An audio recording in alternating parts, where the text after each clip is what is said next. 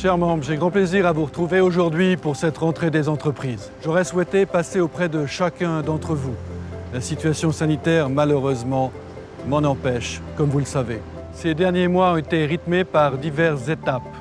Apparition de la pandémie en Chine, sa progression vers l'Europe, son arrivée en Suisse et les mesures de semi-confinement, l'arrêt des activités pour certaines entreprises, le passage en télétravail pour d'autres. Et puis une reprise lente, progressive, par étapes et maintenant de nouvelles mesures de sécurité avec un port du masque quasi généralisé et le traçage. Nous n'avions pas imaginé vivre une telle situation qui n'est d'ailleurs pas encore réglée. Cette crise est dévastatrice pour notre économie comme pour celle de nos partenaires commerciaux. Vos entreprises ont été et sont encore affectées par la pandémie. Mais la crise a apporté la preuve de la solidité de notre tissu politique, économique et social qui, dans l'ensemble, a fait preuve d'une résistance remarquable. La qualité de nos produits, de nos services, de notre infrastructure, de notre technologie a permis d'assurer un ensemble de prestations à la population, en premier lieu celles relevant de la santé. La Suisse était déjà digitalisée avant la pandémie, elle l'est davantage aujourd'hui, elle le sera encore plus demain. Les services en ligne sont omniprésents. Le télétravail est plébiscité dans une mesure inconnue encore il y a quelques mois. Le numérique se situe dorénavant au cœur de nos activités. Il y a 10 ans, si la crise avait frappé, nous aurions pu envisager de nous retrouver en présentiel, car nous étions moins de 1000. Mais ces dernières années, avec plus de 4000 participants, la donne est devenue différente. Nous ne voulions pas procéder à un tirage au sort pour permettre à certains d'entre vous d'assister à cet événement. Nos missions consistent notamment à soutenir et à promouvoir l'économie, ainsi qu'à vous fournir des services, des informations et des conseils. Nous vous avons fourni une multitude d'informations par tout type de canaux. Nous sommes intervenus auprès des autorités pour que vous, chefs d'entreprise et indépendants, soyez indemnisés. Nous continuerons à suivre la situation de manière très étroite. Nous continuerons également à collaborer avec nos autorités comme nous l'avons fait jusqu'à maintenant. Nous pensons qu'elles ont su faire face globalement aux défis de la pandémie et je tiens à les en remercier. Vous avez été très nombreux à nous féliciter et à nous remercier pour notre action. À mon tour de vous manifester notre reconnaissance pour votre confiance et votre résilience. Je vous souhaite à toutes et à tous une rentrée sous de meilleurs auspices que ceux que nous avons connus depuis le mois de mars. Je me réjouis de vous retrouver le plus rapidement possible, en présentiel cette fois-ci.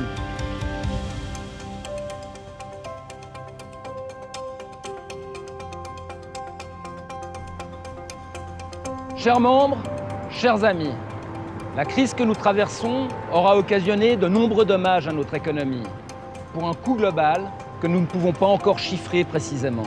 Et force est de constater que cette crise, malheureusement, est loin d'être terminée. Toutefois, la Suisse s'en est pour l'instant mieux sortie que bien d'autres pays. Lorsque nous nous arrêtons un instant pour regarder en arrière, nous pouvons constater que le développement de notre canton ces dernières décennies nous permet de bénéficier aujourd'hui d'un tissu économique solide et résistant.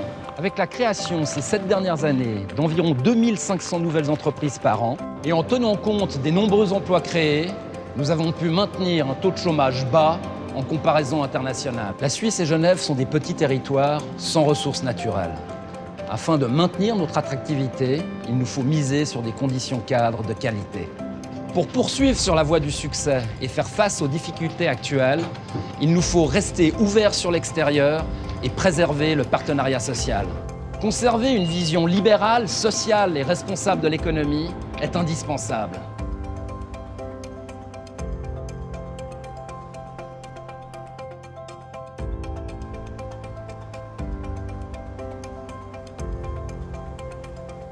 Les réticences et la vague de protectionnisme que nous voyons se renforcer sont injustifiées et dangereuses. Se replier sur nous-mêmes serait contre-productif. J'en veux pour preuve les difficultés que nous avons connues il y a quelques semaines avec la fermeture des frontières. L'Union européenne est notre premier partenaire commercial. Les accords bilatéraux, qui ont favorisé notre croissance ces dernières décennies, garantissent notre participation à son marché. Ils permettent aussi à nos entreprises de bénéficier d'une sécurité juridique indispensable pour leur développement. La libre circulation profite également à nos assurances sociales, à notre système de formation et contribue à notre capacité d'innovation. Remettre en cause ces accords alors que nous vivons la pire crise économique depuis la fin de la Deuxième Guerre mondiale serait suicidaire. J'aimerais aussi rappeler l'importance du partenariat social. Il fait partie de l'ADN de notre économie, de l'ADN de notre pays. Fixer dans la loi au niveau cantonal un salaire minimum irait à l'encontre de nos valeurs.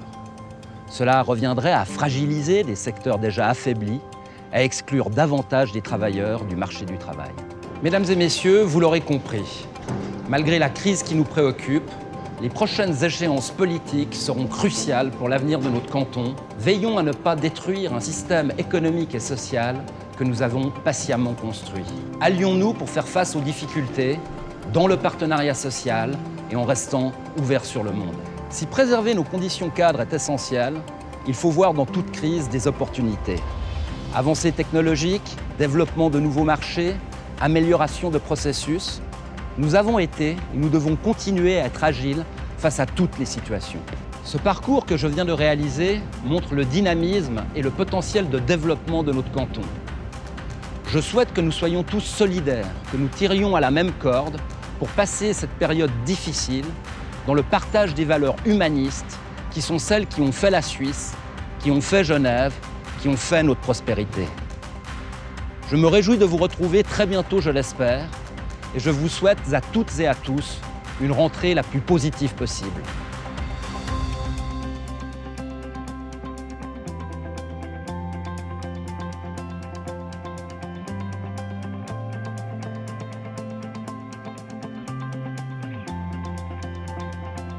Chers membres de la Fédération des entreprises romandes, je suis très heureuse d'avoir l'honneur de vous retrouver pour la traditionnelle et très attendue rentrée des entreprises romandes. Certes, sa forme est moins conviviale, mais elle est innovante et surtout plus adaptée aux circonstances. Vous traversez, nous traversons une période extrêmement difficile et éprouvante. En 6 mois, le coronavirus a bouleversé toutes nos habitudes et nos certitudes. Je ne me risquerai pas ici à préjuger de l'issue de cette crise ni de l'ampleur de son impact. Nous savons également que nous ne devons en aucun cas baisser la garde. Malgré cela, c'est avant tout un message d'espoir et d'encouragement que je souhaite vous transmettre aujourd'hui au nom du Conseil d'État. Certes, la pandémie a mis en lumière notre fragilité, comme partout ailleurs dans le monde, mais elle a surtout révélé nos forces. En premier lieu, vous avez démontré une formidable capacité d'adaptation. Beaucoup d'entreprises se sont réorganisées pour poursuivre leurs activités dans des conditions conformes aux exigences sanitaires. D'autres se sont réinventées et ont développé de nouvelles activités pour répondre aux besoins nés de la crise. Certaines sont même parvenues à créer de l'emploi. Le Conseil d'État s'est de son côté montré proactif pour venir en aide à celles et ceux qui en avaient besoin. Nous avons fait des choix rapides, audacieux, dictés par notre volonté de préserver l'économie et l'emploi. Au total, aujourd'hui, ce sont plus de 100 millions de francs qui ont été affectés sous différentes formes au soutien des entreprises. De manière générale, dans les entreprises comme dans l'administration, nous avons dû revoir notre organisation. Le travail à distance est devenu la règle et il s'est d'ailleurs révélé bien plus efficace que certains ne l'imaginaient. À cet égard, nous avons réussi en quelques semaines seulement un changement de paradigme majeur qui sera sans doute appelé à durer. Une autre force essentielle éprouvée par la crise réside dans la notion de partenariat. Grâce au concours de la Fédération des entreprises romandes, le Conseil d'État a pu identifier et prendre en compte les besoins des entreprises pour y répondre au mieux. Je tiens à saluer ici la collaboration particulièrement constructive avec l'AFER qui a prévalu au cours des derniers mois. Enfin, et c'est là une force absolument décisive, la crise a entraîné une profonde solidarité à tous les niveaux, ce qui doit nous encourager à être confiants pour l'avenir. Si nous ne savons pas quand et comment s'achèvera cette crise, nous savons en revanche que votre rôle sera déterminant. C'est en effet grâce à vous que nous avons réussi à contenir en partie les effets négatifs de cette pandémie sur notre économie.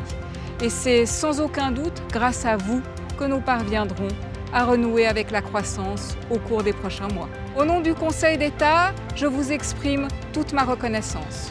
Vous êtes les forces vives de notre canton et je suis convaincue qu'ensemble, nous parviendrons à traverser cette épreuve et à en sortir plus forts, et plus unis. Malgré les difficultés budgétaires qui nous attendent, le Conseil d'État sera à vos côtés. Il mettra tout en œuvre pour répondre au mieux à vos attentes. L'administration se doit d'être au service des entreprises. Elle ne doit pas constituer un frein à la reprise. Soyez assurés, mesdames et messieurs, que nous y veillerons.